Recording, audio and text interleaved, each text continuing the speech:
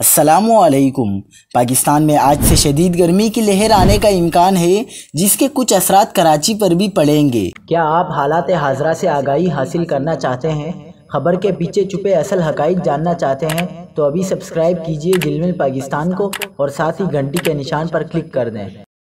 आपको बताते चलें कि कराची में आज से गर्मी की शिद्दत बढ़ेगी। रवां हफ्ते कराची में मौसम शदीद गर्म और मरतूब रहेगा। हीट स्ट्रोक का भी खदशा। महकमा मौसमियात ने बताया है कि शहर में 14 किलोमीटर फ़ी घंटा की रफ्तार से जुनूब मगरिबी हवाएं चल रही हैं, जबकि हवा में नमी का तनासुब ज़्यादा होने से गर्मी की शिद्दत ज़्यादा महसूस की जाएगी।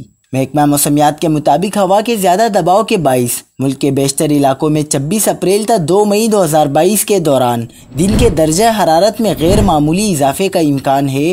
महकमा मौसमियात के मुताबिक शहर कायद में आज मतला साफ रहेगा, अलबत्ता बारिश का कोई इम्कान नहीं है।